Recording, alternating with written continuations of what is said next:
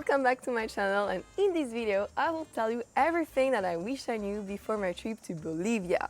From drones regulation, what to bring, travel insurance, our itinerary, our budget as well. And you will see I will share everything based of course on my personal experience. So let's dive into Bolivia. Bolivia was actually one of our favorite countries we visited throughout the time of our journey in South America. We were really wow all the time. I mean, Bolivia has such a unique biodiversity and landscape that you can see nowhere else in the world. For the reference, we spent around 20 days in the country and visited mostly the Altiplano region, so basically the mountainside of Bolivia. In a nutshell, our itinerary looked like that. We started our journey in Bolivia for 2 days in La Paz, then we head to Pizza for another 2 days. We started there our road trip tour to Salar de Uyuni and Sutlipes for 4 days. We had to do a transfer night in Patacamaya to reach Sajama National Park, where we stayed 4 days. We returned to La Paz for 1 day, head to Tuni in Cordillera Real for 4 days, head back to La Paz for 1 day, and ended our stay in Isla del Sol for 2 days before crossing the border with Peru. We arrived in La Paz flying from Rio de Janeiro, so basically sea level, to El Alto International Airport that is at 4,100 meter elevation high. I can assure you that going from this altitude in one night can be a bit difficult, especially with the mountain sickness, fatigue, headaches and all that, but I will cover later on in the video how we handle everything, not to worry. La Paz is also a city like no other. It's the highest administrative capital in the world. It is also home to Mi Teleférico, the world's largest urban cable car system, a super scenic and affordable way to get around the city. Only 3 bulbs. If you're visiting La Paz, I highly recommend to stroll through Jaén Street and the Witches Market. You can also watch the sunset from Mirador Quilili and stroll at Plaza Murillo. Visit Valle de la Luna and dine at Gusto for a gastronomical experience. Don't forget to shop for your cozy Patagonia fleece on Sarganaga Street. Ta-da! Ta-da! And I will try it on for you. Ta-da! And they're super comfy and so warm. Also, from La Paz, you can do a lot of day trip and excursion all around. For adventure seeker, I would highly recommend to do the Death Road. Really, it is a full day mountain bike downhill excursion that starts from La Paz and goes all the way from the Indian Altiplano to the lush jungle. You basically do 3,000 downhill elevation in one shot. Is it insane? I mean, where else in the world could you do that? Once also you arrive at the hotel, like downhill, you will have time to eat and take a dip in the pool before heading up back to La Paz in a colectivo. This excursion cost around 320 Bolivianos. It includes everything from transportation, bike for a single suspension bike though. My arms were dying in the end after all this downhill, but you can take also the double suspension if you prefer. Next, we headed to Pizza, Bolivia's far west, where we stayed for 2 nights. It is the Wild West vibe, with Deep Canyon and Red Rocks landscape. We did a fun horseback riding tour, 180 Bolivianos for 2 people. Also note that if you know how to horseback, it is way nicer because you will be able to gallop and trot, which was more fun. We also hiked to the Canyon Magico, strolled around the city and caught an epic sunset at the Mirador de la Cruz. In my opinion, it is way more interesting to start your Salar de Uyuni tour from Pizza because of course there is plenty of activity to do in Pizza before the tour, but also like that you will have 4 days excursion and your tour will end on a high with the Salar de Uyuni as the grand finale. Speaking of Salar de Uyuni, this tour was really the highlight of our Bolivian journey. Indeed, we were for 4 days inside the Sutlipes region all the way to the Salar de Uyuni, which is really the end of this beautiful tour. It was amazing. We could see so many different kind of animals, going from ostrich, flamingo, vizcacha, viscuña, which are local animals endemic from this particular area. It was really insane. You could see wild rock formation, also colorful lagoons from pinkish or emerald blue.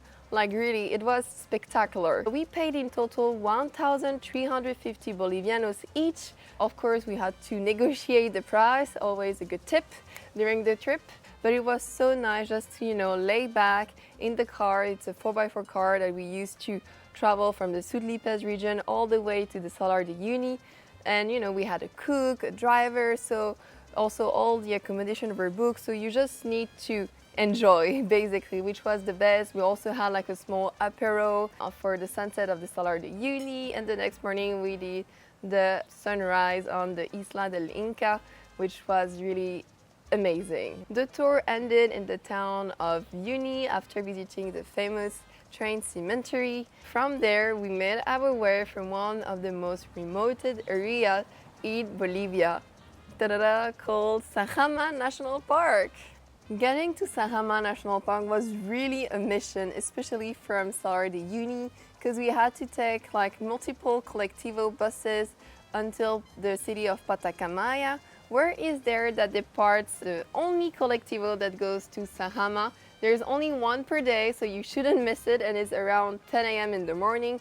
Of course, the hours can vary because it really depends on how fast the colectivo is getting full. Sajama National Park is also one of the highlights of our Bolivian journey.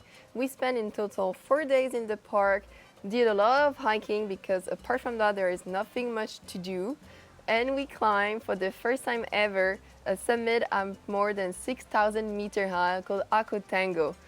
Of course, we couldn't do it like that. We had to do a lot of acclimatization hike. We did 3 in total. First, we started with a short hike to a nearby mirador. It's beautiful for the sunset.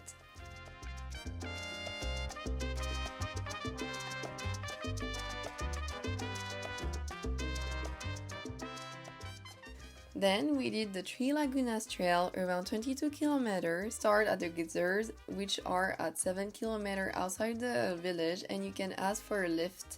This hike was actually my favorite in the park.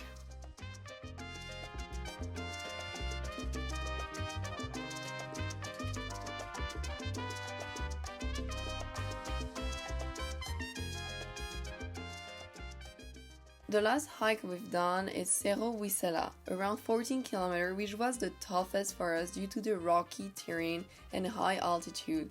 We even had a little breakdown midway. We were not seeing the end of it.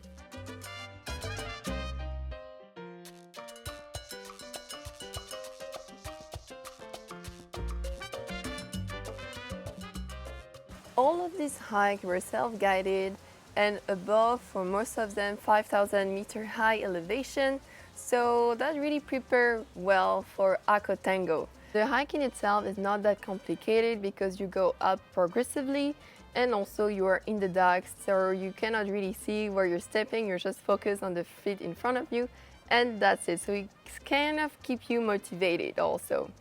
And we were really lucky because the day we did the hike, there was ideal condition, no wind, and also we were blessed by a beautiful sunrise. We reached the top at around 6:30 a.m. It was really magical, and we're all super proud. We paid in total 600 Bolivianos each, including transportation, guides, but also equipment. So we had a lot of layer, jacket, trouser, and they also give you the spikes and the rope because you will have to enrope yourself for the last remaining 300 meters elevation. All that was included in the price. They also serve you at the end of the tour like a small soup to warm up and get some food in your body. What is not included though are the snacks if you need some along the way. So this you can buy directly in the village, not to worry. My favorite part of Sajama was the natural hot spring. We tried to end our hike all the time there, like that we could warm up and relax because it's super cold in Sajama National Park, like literally. Our favorite hot spring was Dona Teresa hot spring, which are really raw and natural, and they are facing the highest peak of Bolivia, which is the Sajama, so it was really worth it to go. It's around 15 Bolivianos per person. After doing all the major attractions of Bolivia, we were in La Paz at the moment and we didn't want to take another 10-11 hour night bus because they are horrible and super cold. So we prefer to drive like 2 to 3 hours, following also other travel recommendations, to the small village of Tuni. It is located in the Cordillera Real, not too far away from La Paz, and it's another nice spot to hike if you like it. We ended in a small refuge owned by a family business where they also have alpacas herd. There we could immerse ourselves with the local community and also do a lot of activity with the alpaca, like for example taking them out in the fields, or also we tried alpaca shredding, so it's basically cutting the alpaca's fur. Apart from that, we also hike. There's 2 peaks that are interesting. We did Cerro Tipela and Pico Austria. They are both at 5,100 meter elevation, so you still need to be acclimatized for it. But it was really fun, and also for some of them, like the Pico Austria, you can require a transportation to go. And you can just join yourself with other travelers in order to split the cost. Our last stop of our itinerary in Bolivia was Isla del Sol and Copacabana. Well, it's so relaxing over there, so it's on Lake Titicaca's shores. Copacabana in itself, there is nothing much to do, it's really quiet. We did a small hike to the Mirador and then take quite fast a boat to Isla del Sol. Once you arrive in Isla del Sol, there are no cars, so you need to walk to one place to another, and also carry your backpacks to your hotel. So think about that before traveling on Isla del Sol. So calm, so rural, you can see many donkeys. It was really a place where we could reset. We only did 1 night due to time limitation, but if you can do 2 nights will be the ideal, because I now have really time to tour all the island. There is a hike that goes all around. Looking back a bit at what we missed, well, as I said in the beginning, Bolivia has so much to offer and we couldn't really have time to travel to the Amazon forest, to see the tropical lush jungle, or there was to Sucre, where there is a nice cultural and beautiful architecture, otherwise also Potosi with the mine and its history. So there were so much things to do that we would have loved to also discover, but that's the price of being a traveler. You have time limitation and constraint, and you need to make choices. For more details about the itinerary and activities to do in each place, we ride a polar step, but it's only in French though. But anyway, the link is in the description, and otherwise you can still follow me on Insta and TikTok or YouTube Shorts, where you will have a lot of also reels that I've been doing to explain a bit the trip, the itinerary, and so on. Now let's talk about visa requirements. As a French citizen, I was quite lucky because entering Bolivia, I was already granted a 90 days visa upon arrival for free. I know that for many nationalities and also depending on the country, all this can really vary. So you really should check way ahead before entering any country the visa regulation that applies for you, and do any procedure if it's required in advance. Nevertheless, as a tourist, you will still be required to fill out the Declaración Jurada de Domicilio. Before arriving to any country, we made sure that we have an exit ticket as a proof that we will exit the country. Basically, it is not all the time required, but sometimes it is, and it's better to have it because otherwise you won't be able to either enter the country or even board the plane. For Bolivia, we booked a flexible bus ticket with the company Bolivia Hop from La Paz to Cusco in Peru, because this was our next destination. One of the big questions that we received a lot during our trip is the country safe? Well, nothing happened to us, thank God. We felt safe quite often and most of the time without any issue. We also make sure, of course, to stay alert with our belongings. We make sure not to attract too much attention, not wear any gold or luxury jewelry.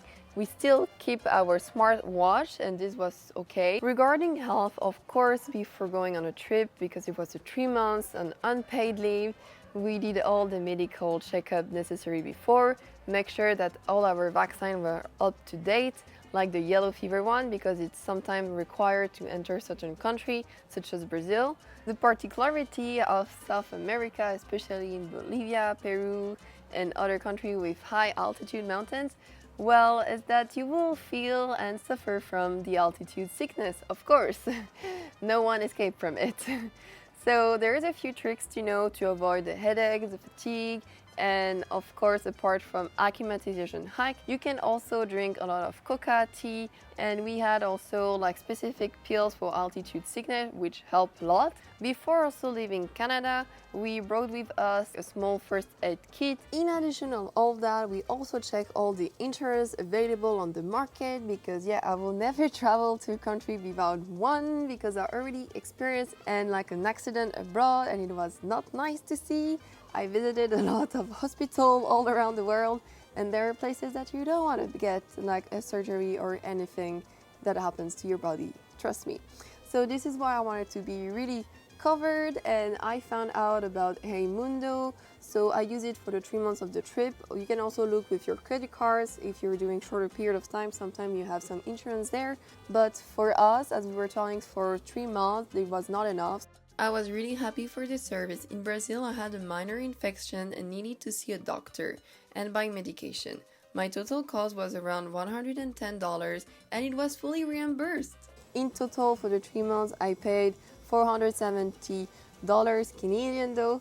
I know it might seem a lot, but trust me, you will be really happy to have your insurance to back you up. By the way, if you want, there is like my referral codes in the description below. Like that, you can get a 5% discount on Hey Mundo. Let's talk about money, because I know that when you're planning a trip, budgeting is really important. You want to know a bit how much you're gonna spend, a rough estimate, in order to have enough money while you're abroad. Before diving into my actual budget, I will share with you how I access my money abroad without having a lot of fees.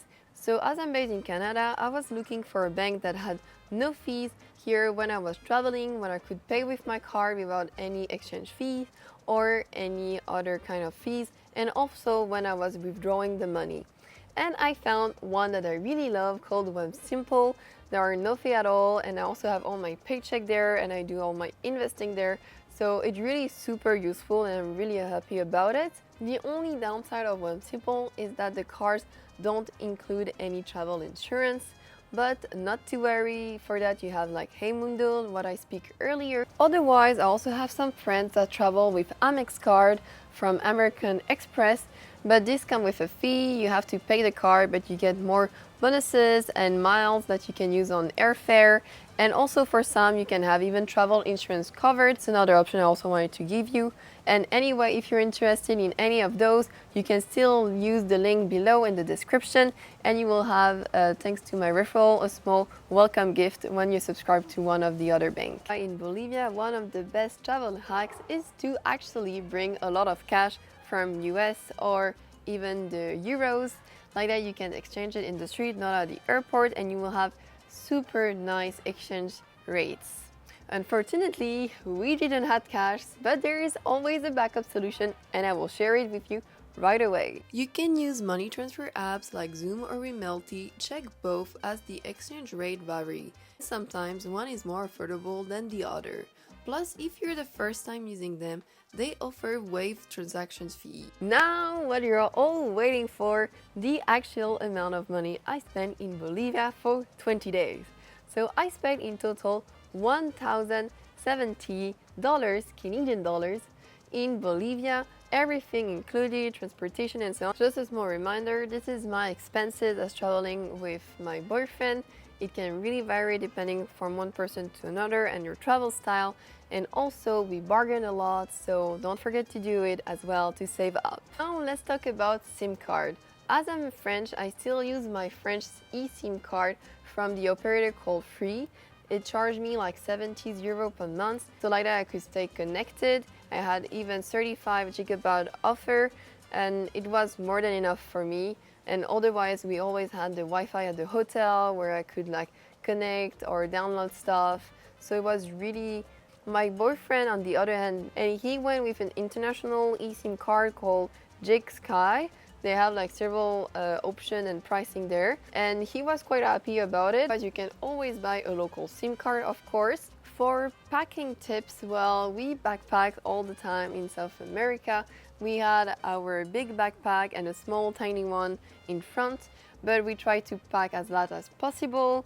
And especially like one of our trick was to have several layers, because we went from tropical jungle to high altitude mountain, and the variation there of temperature is high. It was quite cold at night and in the mountains, so I wanted to make sure that I will not freeze to death. So I took like a -10 wrap jacket. I also had my headbands and all my snow gloves that I use here in Canada. I try my best to stay warm. For the hot region like jungle, beach and so on, I would always advise to bring like super light clothes, and also to have like some materials that are breathable, you know, because you will sweat a lot.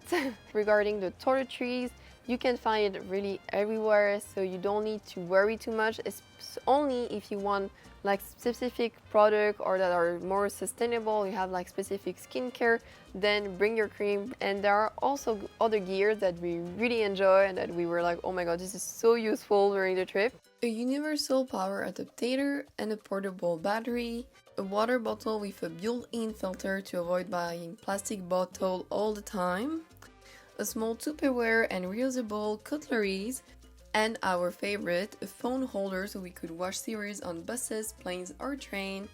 Last but not least, we love to pack with compression bag, which help to organize your backpack.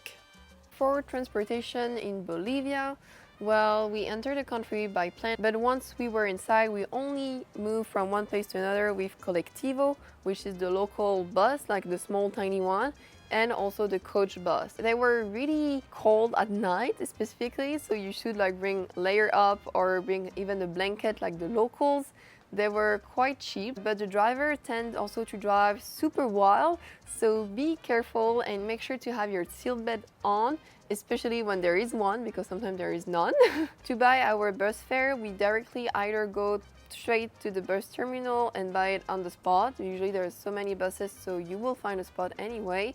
And if not, and if you wanted to book in advance, well, we either use like BuzzBud or online booking platform. For accommodation, we mostly looked on booking.com and Airbnb, because we try to have all the time a room for two, private room, because you know we wanted a bit of comfort here. And there's a little hack that you must know. It's like once you find a nice place that you want to stay in on Booking, then try to look actually for the hotel online, like either on their website or on Google Maps, and you will usually have their phone number, so you can give them a call or WhatsApp them, and you will see maybe sometimes their prices are lower than the one on Booking, but that doesn't work every time, because the more you book with Booking, you will be like different genius, and the more genius level you are, the best reduction or breakfast you have included. We also did once in a while like walk-ins to a hotel directly, and it also works well. Another trick to save money is to sleep, of course, in the bus, because buses in South America are super long, like it takes 12, 11, 10, 15 hours to go somewhere, and even up to 20 for a certain destination.